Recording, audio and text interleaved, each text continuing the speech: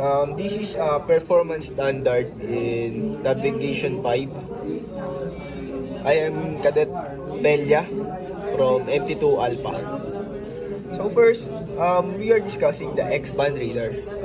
So X-band radar can be found in here, in radar. There are two types of radar, which is X-band and S-band. X-band radar is a system should be capable of detecting radar beacons in the relevant frequency band. The X-band radar system should be capable of detecting SARTs and radar target enhancers. For X-band in nautical miles, the target description on shorelines when in height above sea level up to 60 meters, the detection range should be at 20 nautical miles. And for our second type of radar is the S-band. S-band in nautical miles, the target description on shorelines when in height above sea level up to 60 meters, the detection range should be at 20 nautical miles. The solar ships less than 5,000 gross tonnage, the X-band range should be not 11 nautical miles. And for ships less than 500 gross tonnage should have a range of S-band for 8 nautical miles. Then I think the smallest Furuno S-band antenna is 9 feet tall, and it can be up to 12 feet tall. Then for the bearing and range accuracy, so first, what is range? So range can be found here. It can be changed depending on how or what rule will you use it. For the 6-minute rule, from 1, 2, 3, 4, 5. Then each bearing, you can be see here. This range and bearing can be used for navigational measurements. The radar system should be capable of displaying 2-point targets at the same range, separated by 2.5 in bearing as two distinct objects. The radar system should be capable of displaying 2-point targets on the same bearing, separated by 40 meters in range as two distinct objects. Then for the detection, everything you see here, except from the blue, is an object. That is the detection. So this yellow here, everything that has different colors aside from blue is detected as thing. In the absence of clutter for long-range targets and shoreline detection, the requirement for the performance standard of radar is based on normal propagation condition in the absence of sea clutter, precipitation, and evaporation ducts with an antenna height of 15 meters above sea level. And then for the gain, which can be seen here, the gain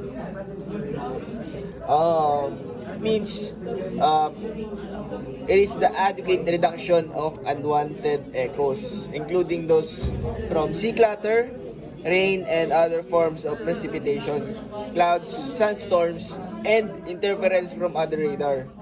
A gain control function should be provided to set the system gain or signal threshold level. There should be a clear and permanent indication of the status of the gain. So the status of the gain is here, the green. You should fill this bar with full green to be able to get the best gain for your radar. And then for the anti-clutter, this is the clutters, anti-clutters, C anti-clutter and C ring clutter. And then there should be clear and permanent indication of the status and level of anti-clutter. Means should be provided as far as possible for the adequate reduction of unwanted echoes, including sea, rain, and other forms of precipitation, or even sandstorms. Effective manual and automatic anti-clutter, auto-clutter, you can see here the auto-clutter, should be provided. A combination of auto and manual anti-clutter function is permitted as performance standard. Then for the range rings, you can see here the range rings, you can remove it or you can put it as for basis on measurement. You can remove it for to see clear in your radar. It is an approved number of equally. Each circle is equally divided. It has equal measurement. Provided when displayed, the range scale should be indicated, which is here. The system accuracy of fixed range should be within 1% of the maximum range of the range scale in use, or 30 meters, whichever is the greater distance. And then for the EBL and VRM, at least two electronic bearing lines or EBL should be provided. So EBL1, then EBL off center, EBL2, EBL2 off center. Then VRM1, VRM2. Then the EBL can be used to mark electronic bearing line. It is used to mark or to align the bearing. It can be moved like this. And then for the BRM, it's a circle which can be used for measurement. Each BRM should have a numerical readout and have a bid solution compatible within the range in use. So you can move this EBL with BRM to accurately calculate the range or bearing of a object, or to accurately navigate in computation. Then for the bearing scale, I'm going to remove this first. Bearing scale. Bearing scale is when you point this pointer, this one, to an object or to an area. It should be revealed here in the degrees, in the marker, for 46.5 in degrees. That is the bearing scale. Whenever you move it, it changes because it has different bearing. Then for the heading line, it is a graphic line from the consistent common reference point to the bearing scale should indicate the heading of the ship. So the heading of the ship is, what is our heading? Heading of the ship is here on the heading marker. This one is the heading marker. 5 minutes na lang. Then parallel index lines. What is the parallel index line? Here is the parallel index. It can be adjusted in display zones.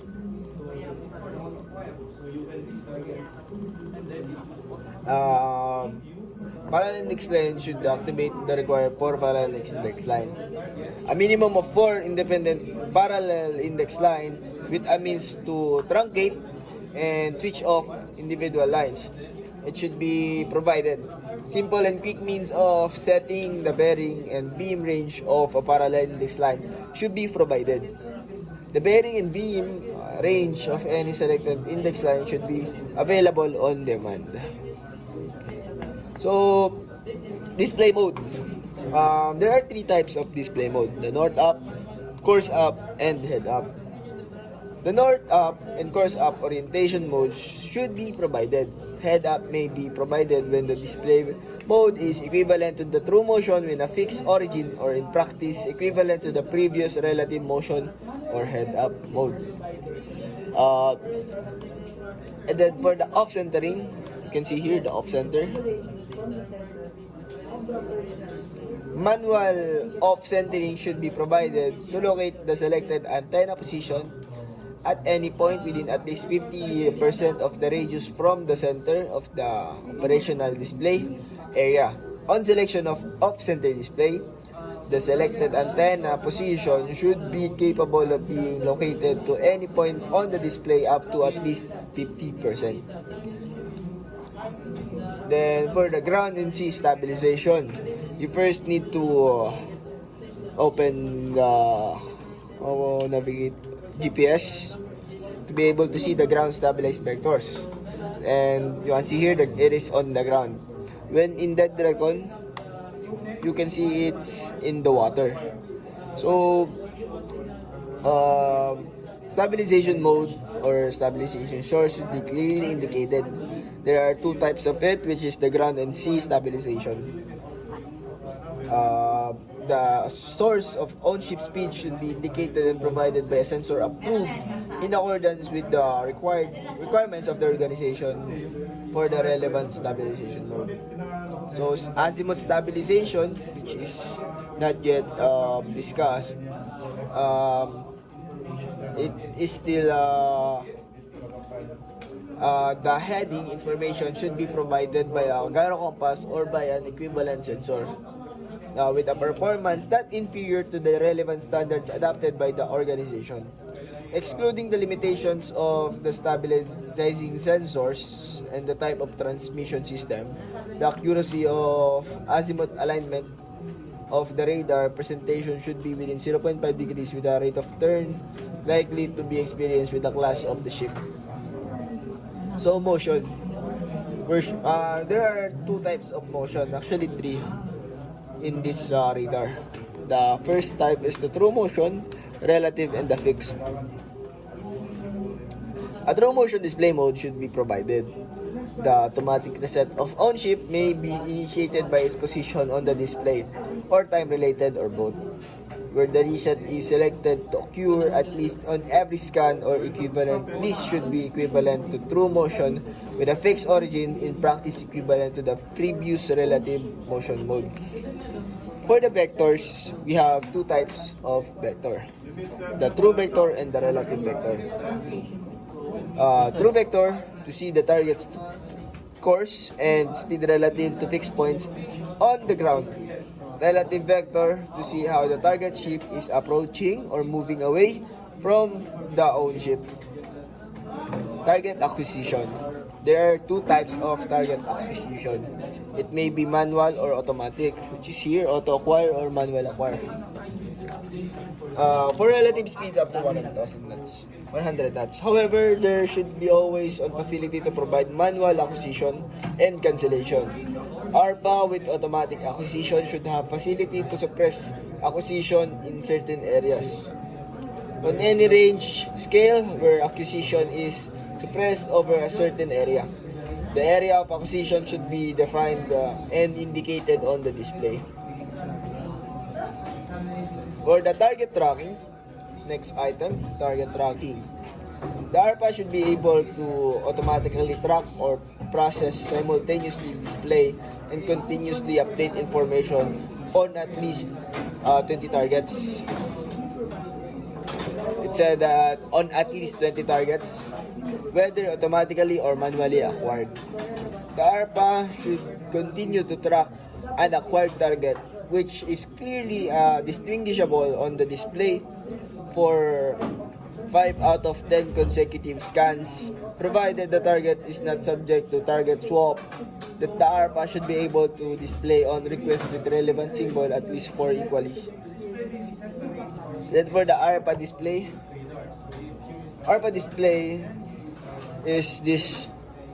The ARPA may be separate or integral part of the ship's radar. However, the ARPA display should include all the data required to be provided by a radar display in accordance with the performance standards for navigational radar equipment. The design should be such that any malfunction of ARPA parts producing data additional to information to be produced by the radar as required by the performance standard for navigational equipment should not affect the integrity of the basic radar presentation. The ARPA should be capable of operating with a relative motion display with north up and course up, azimuth stabilization. In addition, the ARPA may also provide the true motion display. If true motion is provided, the operator should be able to select for the display either true or relative motion. There should be a positive indication of the display mode or iteration in use. Then the ARPA target data, which is here, once you track something or target acquired, it shows here the target data. I should be able to select any track target to obtain data. So like this, I'm going to see AIS, then manual acquire. I'm going to acquire this. Then it says the name or the using the AIS or the automatic identification system. It gives me the name, then the target number. target 028 with its bearing in degrees, range in nautical miles, course in degrees, speed in knots, BCPA or bearing of the CPA, CPA in nautical mile, and TCPA in minutes. And then for the operational warning and alarms, as you can see here, there are multiple pending system alarms. Here, the Arpa should have the capability to warn the observer with a visual and audible signal. So I am hearing the alarm to distinguishable target close. So the target causing the warning. So here we can see there's a new target. So I mean the target causing the warning should be clearly indicated with relevant signals on the display, which is predicted to close within the minimum range and time chosen by the observer. So if there is a risk of collision, I mean collision in the target, it shows that there are collision warning on the operational display. Then for the alarm, there should be new target and last target alarms.